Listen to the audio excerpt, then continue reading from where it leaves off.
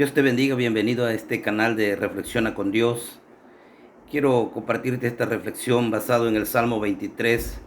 En el Salmo 23, en el verso 1 dice: Jehová es mi pastor, nada me faltará, nada me faltará. Esa es la promesa de Dios. Pero lo que tenemos que tomar en cuenta que también en el Salmo 23, en el verso 4, dice que aunque ande en valle de sombra de muerte, no temeré mal alguno, porque tú estarás conmigo. Tu vara y tu cayado me infundirán aliento. Dios nos promete estar con nosotros, Dios promete ayudarnos, pero también la palabra de Dios enseña que tenemos momentos difíciles, complicados, momentos donde no sabremos para dónde agarrar. Solamente conociendo la palabra podemos apoyarnos en las promesas de Dios. Es complicado la situación que está viviendo la humanidad en este tiempo, una situación crítica. Vemos partir a nuestros amigos, nuestros seres queridos.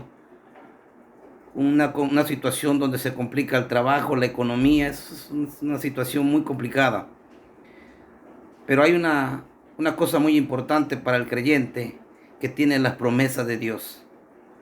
El creyente que confía en Dios se apoya en las promesas de Dios. El impío que no conoce a Dios, obviamente se desespera, hace cosas terribles, porque no tiene una esperanza. Pero lo que hemos creído en el Señor Jesucristo tenemos una esperanza.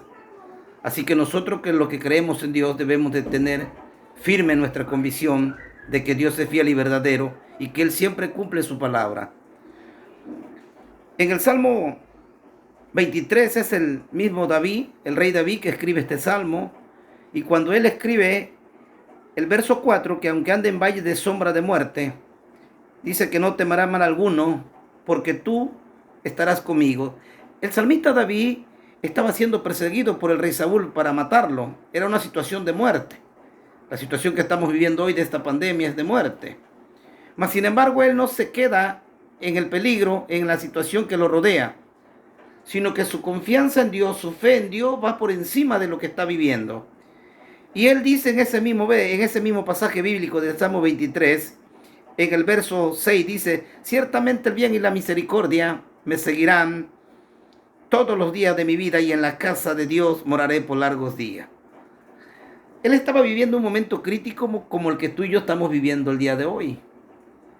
Hay gente que tiene problemas más serios que lo que tenemos hoy. Todos tenemos problemas. Mas, sin embargo, el rey David no se queda en ese problema. Su mirada está puesta en las promesas de Dios, en lo que Dios tiene preparado al final para él. Y eso es lo que tú y yo como creyentes debemos de mirar, las promesas de Dios. En el Salmo 91 dice que el que habita bajo el abrigo del Altísimo, ahí dice el que habita, no todos habitan. ¿Por qué? Porque estar en la presencia de Dios es personal. Amén.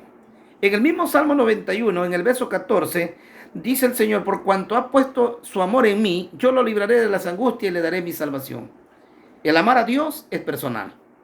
El estar en la presencia de Dios es personal. Enfrentar las luchas y las pruebas es personal. El mismo Señor Jesucristo en el desierto enfrentó las tentaciones de Satanás él solo, y todas las venció confiando en la palabra. Así que no sé cuál sea la situación complicada que estés viviendo, pero yo te voy a decir algo. Si tú has creído en Dios, si tú crees en Dios, o tú tienes fe en Dios, tienes confianza en Dios, no te apartes de las promesas de Dios. No dudes en ningún momento que Dios te va a abandonar, porque Dios nunca te abandona. Desde el momento en que despertamos, ese señal que Dios está ahí con nosotros y que nos está dando el milagro de la vida, que es lo más importante, lo más hermoso. Amén. Quiero compartirte una reflexión basado en estos pasajes bíblicos que te he meditado el día de hoy, anhelando que esta reflexión te motive a seguir confiando en Dios, te motive a seguir adelante a pesar de lo que estés viviendo. Es complicado para ti, para mí. Muchas veces los que nos dedicamos a hablar de la palabra de Dios o al llevar un mensaje, a veces estamos en la misma condición al que le llevamos el mensaje, y a veces estamos peor. Pero tenemos nuestra confianza puesta en Dios y por eso llevamos el mensaje. Amén. Habían dos muchachos en un pueblo y ellos se fueron a la montaña, y allá les ganó el tiempo y entró la noche. y era un lugar donde hacía demasiado frío, de tal manera que nevaba. Entonces la gente en ese pueblo se guardaba temprano, se cerraba en sus casas para cubrirse con sus cobijas, ponían fuego, lumbre para calentarse, porque el frío era terrible. Si todo eso hacían ellos dentro de su casa para protegerse, imagínate allá afuera cómo estaba la situación. Estos dos muchachos eran del pueblo y les ganó la noche y se quedaron allá en la montaña. Ellos empezaron a caminar de vuelta hacia sus casas. Eran dos jóvenes, uno de ellos era creyente, confiaba en Dios, el otro no creía en nadie. Así que ellos caminaron hacia el pueblo. A la mitad del camino, con un frío intenso, terrible, congelándose los muchachos. A la mitad del camino se encontraron que algo había tirado en el camino y algo que estaba ahí, porque escuchaban que alguien se estaba quejando. Entonces ellos se acercaron, ya era de noche, y como pudieron descubrieron que era un muchacho que estaba tirado, que se estaba muriendo del frío. Entonces el que no creía en Dios le dijo a su amigo, al creyente, vamos, porque nos gana el tiempo y también nosotros vamos a morir. El joven creyente dijo, no podemos dejar a este hombre aquí, a este muchacho. ¿Y qué quieres que hagamos? Dijo el no creyente. ¿Te quieres morir tú también? Pues muérete, pero yo me voy. Y el muchacho no creyente se fue, abandonó a su amigo. El joven creyente estaba ahí contemplando al joven que estaba tirado y dijo, Señor, no lo puedo dejar tirado. ¿Dónde está mi amor al prójimo? Así que yo voy a ver cómo hacerle, pero yo lo tengo que ayudar. Como pudo, lo levantó y lo puso en sus hombros y lo agarró y empezó a caminar con él. De tanto venir caminando con la carga que traía encima, su cuerpo empezó a sudar y empezó a entrar en más calor. Y él seguía caminando. Más adelante el joven creyente tropezó con algo y se detuvo. Y cuando miró bien con lo que había tropezado, era su amigo, el que se había salido primero, el que lo había abandonado, ya hacía muerto. El frío lo había matado. Él dijo, amigo, lo siento mucho.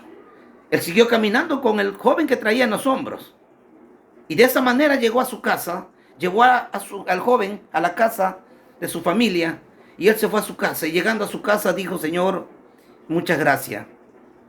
Porque si no hubiese sido por este joven que estaba tirado, el cual yo tuve que cargar, el cual provocó que mi cuerpo sudara, entrara en más calor, y eso me ayudó a poder salvarlo a él y salvarme yo. Esto nos debe de enseñar que las luchas y las pruebas son para darnos fuerza, son para motivarnos a seguir adelante. Y en medio de la tormenta, en medio de la tempestad, de la desesperación, no te olvides de amar a tu prójimo. Tu familia te necesita. Tú tienes que seguir luchando. Carta a los Romanos dice en el verso 8, en el capítulo 8, verso 28, dice que todas las cosas nos ayudan a bien cuando hay un propósito. Así que las luchas, las pruebas que vengan a nuestra vida, si tú crees en Dios, siempre nos van a ayudar a bien. Que así como este joven, que esta carga que él se echó en sus hombros para ayudar a su prójimo, fue la clave para llegar bien a su casa. Entonces las luchas y las pruebas que vengan a nuestra vida sean la clave para que lleguemos bien a casa. A la casa terrenal o a la casa celestial que nos está esperando. Pero las luchas y las pruebas, eso es señal de que Dios nos está preparando para llegar a la meta, para llegar bien. Así que, querido amigo, toma esta reflexión en tu vida. No te des por vencido, aún estando vencido. No te sientas esclavo, aún siendo esclavo. Recuerda que si estás vivo, tienes la oportunidad de ser libre. Y si quieres ser libre, busca al Señor Jesucristo. Y si quieres llegar a la meta, enfrenta las luchas y las pruebas confiando en el Señor Jesucristo. Que Dios te bendiga.